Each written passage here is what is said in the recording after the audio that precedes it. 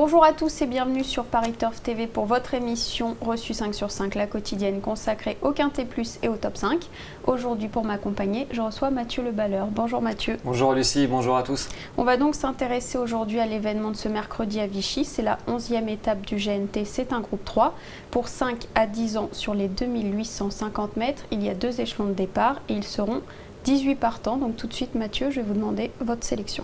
Alors mon favori, le 3, Vénosque de Minel, le 12, Tagada Tagada, le 15, Ultimate du Rib, le 13, Val Royal, le 16, Torminadem, le 5, Une Sérénade, le 14, Trésor Week et le 11, Un nuage d'osmose.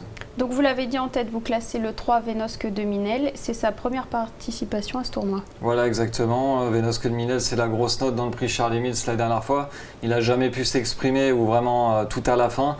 Il finissait bien pour prendre la deuxième place ce jour-là, mais c'était vraiment le gagnant moral de cette épreuve.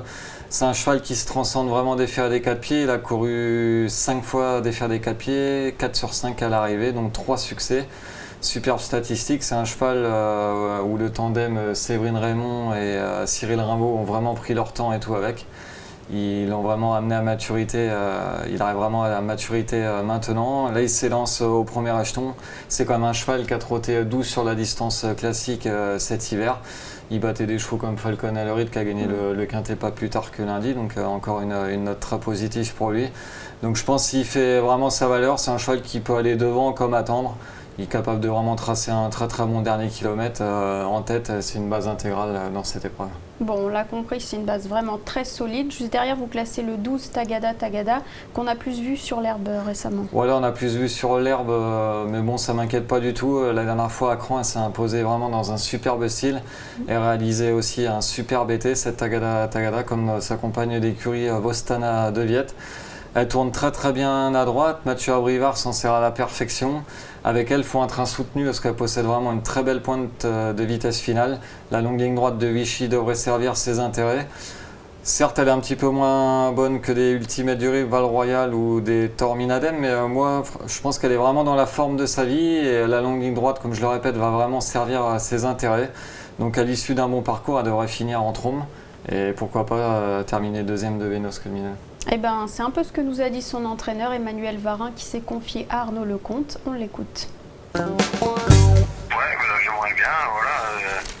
C'est une super droitière qui me dit course sélective, donc j'espère qu'en mercredi la course sélective.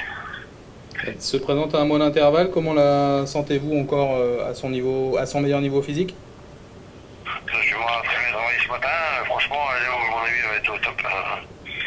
Tous les faits sont ouverts, après c'est une question de parcours et puis l'opposition, mais tout va bien.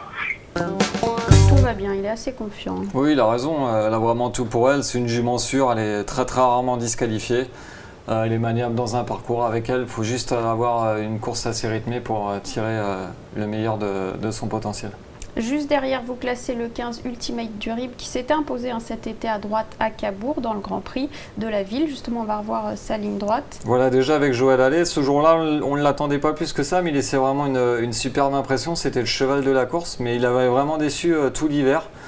Et donc on était un peu dans le doute. Et depuis cette tentative de Cabourg, c'est vraiment extra. Il a été là juste une fois, mais c'était vraiment la note en retrait. La dernière fois, il est deuxième de Falcon Allorid, encore lui dont on parlait tout à l'heure, alors qu'il devait déjà lui rendre la distance. Là, il sera déféré des postérieurs, ce qui est vraiment très très rarement le cas. Et Joël Allais qui se déplace à Vichy, je ne sais pas pour vous Lucie, mais on l'a très très rarement vu. Je sais pas. Je ne crois pas. Non, on le voit. Depuis combien de temps, je ne sais pas. Non, il se déplace surtout dans l'ouest, Joël Allais. Et là, c'est vrai qu'il effectue vraiment le déplacement à Vichy. Je pense que c'est pas des fins touristiques. Donc le cheval est vraiment au top, les lignes sont bonnes. Cheval de tenue, vraiment pas grand chose à lui reprocher. En classe pure même, il vaut largement à l'eau comme ça, donc ce Ultimate du Rib, il faut vraiment s'en méfier, je pense. D'accord, Joël allait à Vichy, on le suit. Juste voilà. Derrière, vous placez le 13 Val Royal, qui lui avait remporté les étapes de Beaumont-de-Lomagne et Laval. Voilà, Beaumont-de-Lomagne et Laval. Après, c'était un petit peu moins relevé, même s'il battait Vinci de l'Abbaye à Laval, il partait 25 mètres devant. Maintenant, comme JMB le dit dans l'entraînement, c'est un cheval qui a pris 200 000 € depuis le début de l'année. Donc il a déjà pas mal bataillé, ça commence à se compliquer un peu pour lui. Bon après, on va pas non plus le condamner sur sa dernière perf à Argentan. Il aurait été 3e ou 4e, même si ce jour-là on le voyait vraiment comme un soleil. Il décevait un petit peu, mais bon là, le profil à droite ne va pas lui poser de problème. Son entraîneur le dit en belle condition physique au travail, donc on le regardera plus pour les places cette fois. Je pense qu'il est barré pour la gagne. D'accord. Derrière, vous classez le 16 Taorminadem qui a été malheureuse en dernier lieu. Voilà, auparavant c'était la note lors de l'étape à Argentan d'ailleurs où courait déjà Val-Royal. Elle est terminée en trompe ce jour-là à une cote astronomique. Dans la foulée, comme vous venez de le dire, à Laval, dans une superbe étape, une superbe épreuve remportée par Voltigeur de Myrthe.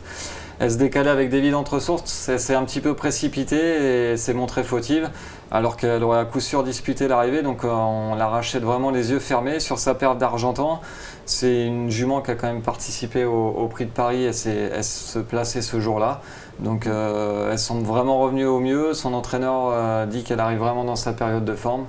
Donc avant le coup, si on voit la vraie Taorminadem, moi j'ai un petit peu de mal avec elle parce que je trouve que c'est pas la sécurité sociale, elle répète pas toujours ses courses. C'est une jument un peu besogneuse comme ça, elle paye pas de mine mais elle a jamais le morceau. Donc si on voit la vraie Taorminadem, c'est une première chance. Elle est souvent là quand on l'attend pas. Exactement, malheureusement c'est celle qu'on n'aime pas trop à la base, mais en classe pure, elle c'est pareil, c'est vraiment une première chance. Donc là, elle paraît vraiment être revenue au mieux, donc on peut lui accorder un large crédit. Puis elle est en pleine forme, hein. C'est ce que son entraîneur Jean-Pierre Alix nous a déclaré, on va l'écouter. La jument est très très bien, elle est tonique. C'est une belle course, ça commence à Vichy, c'est un bon engagement. Donc on fait des placements, on y croit un peu quand même. Hein. On a même le sentiment qu'elle est revenue à son meilleur niveau. Tout à fait. Elle est très très bien là. Elle est vraiment tonique, elle est belle en condition. Elle n'a jamais été si bien parce qu'elle est là tout de suite. Mais c'est souvent à cette saison-là, l'année dernière, elle avait gagné le Grand Prix de la ville de Caen, c'était à cette époque-là pareil. Elle est mieux l'hiver, je pense. C'est quand même très positif. L'entraînement est très très chaud, donc au niveau des allures, si elle est bien carrée, pareil, elle a largement sa place sur le podium. Ça peut être une bonne base dans le quintet. Avant de conclure, vous avez aussi un petit chocolat pour cette réunion. Voilà, ça sera Bonheur d'Ocagne dans la 7e épreuve du programme, le numéro 13. Il vient d'arriver chez Sébastien Garato, direct ça fait carreau sur la petite piste de Vincennes. Il battait un bon cheval Boléro Bleu estimé par Sébastien Arnaud. Là il doit certes rendre la distance à un JMB qui vient de s'imposer à Cholet, mais je pense qu'en classe pure c'est pas les mêmes, on va dire. Pardonnez-moi ce langage péjoratif, mais c'est pas les mêmes je pense. Donc lui c'est pareil, c'est vraiment un rouleau compresseur, il est capable d'enrouler de loin, donc avant le coup je pense qu'il est largement capable de doubler la mise. Eh bien, on suit le 713. Merci beaucoup, Mathieu. Merci, Lucie. Demain, vous retrouverez Paul Roland Casabianca et Julien Cognam. Bons jeux à tous et à bientôt sur Paris Turf TV. Merci, au revoir.